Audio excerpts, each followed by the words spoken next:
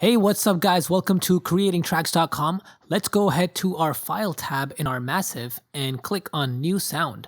And the first thing I want to do is turn this pitch down by 24 half steps. So 2 octaves. And this is what my middle C sounds like. And let's bring this down to square.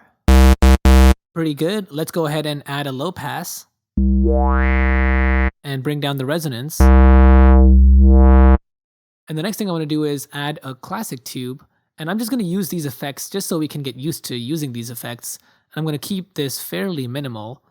Any effects that I use personally, I try to keep it. I try to not use too much of it. And then just increase the high shelf on the EQ and the low shelf.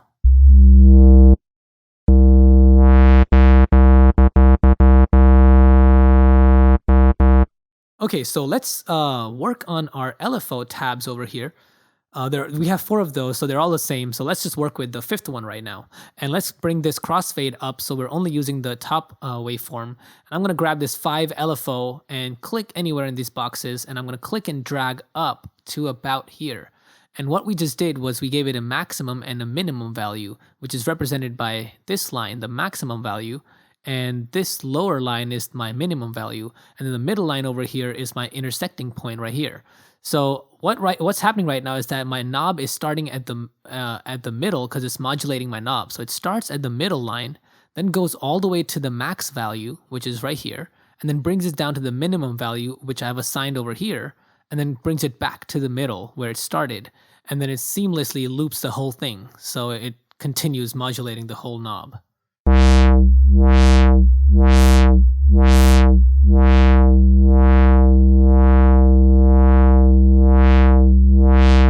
So it's basically making my knob do this.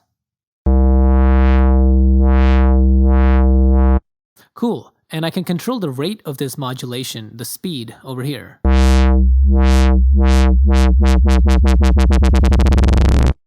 You can also sync your tempo with your project, and then you can get the 16th, quarter, 8th notes, half notes.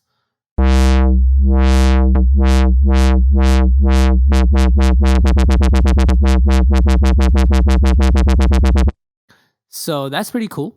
And now let's concentrate on this thing right here. A lot of people get confused. So what this means is that right now, this is my starting point over here, because this is where the waveform is starting. So if I click and drag this to the left, my knob is going to start at the maximum point over here, then go down to the minimum point like here in this graph. Then it's going to go back all the way to my maximum point, and then it's going to loop that constantly. So every time you move this, you're basically setting a start point of your modulation.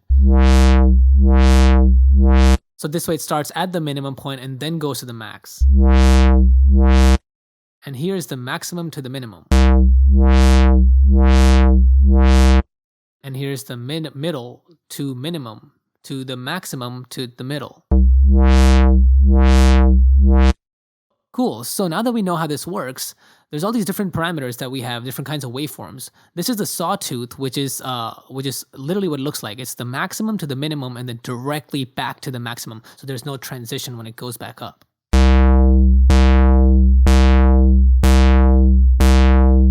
And then there's this square waveform, which is maximum and then straight minimum, and there's nothing in the middle.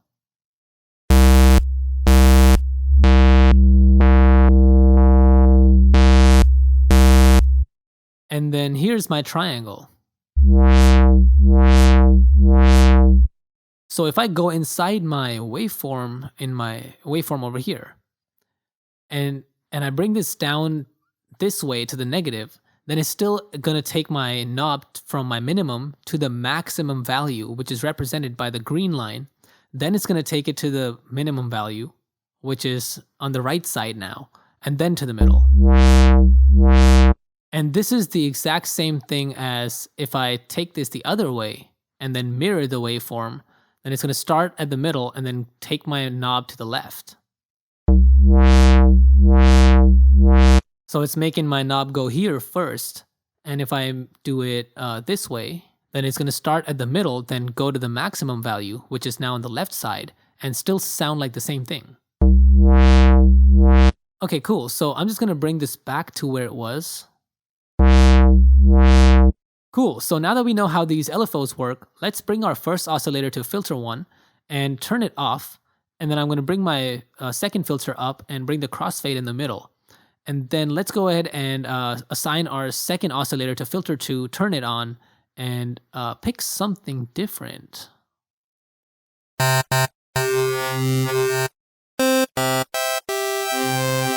All right, polysaw 1, and then let's bring this down an octave.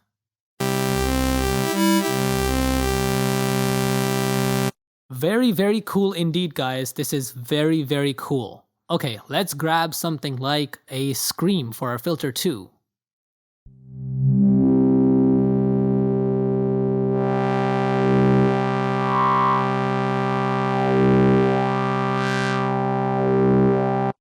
Okay, sweet. So right now, oscillator 1 going through filter 1 sounds like this. And here's my filter 2, which is polysaw, and now you're gonna hear both of them at the same time. And now to fix all this chaos, I'm gonna grab this LFO, put it on my cutoff for filter 2, and no matter how much I bring this up, it's still gonna give it the same modulating rhythm. So it's gonna sound a little more blended in.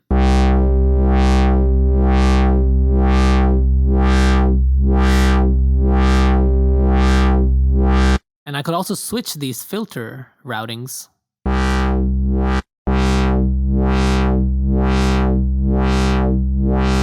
And it completely changes the sound. So now that it's doing that, I'm gonna go to my 6th LFO, maybe do something different, and pick a different waveform, bring this up, and then put this on my scream.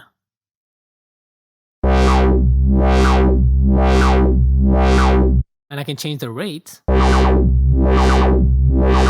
And the reason it keeps fading out is because of my cutoff. When it goes to the left, there's barely any sound there, so you don't hear it. Cool, so that's basically what our LFOs do, and you can keep taking them and putting them on different parameters, and they'll do a lot of different cool things, and choose different waveforms and different rates. So I hope you enjoyed this tutorial. Definitely stay tuned for more until next week. Peace.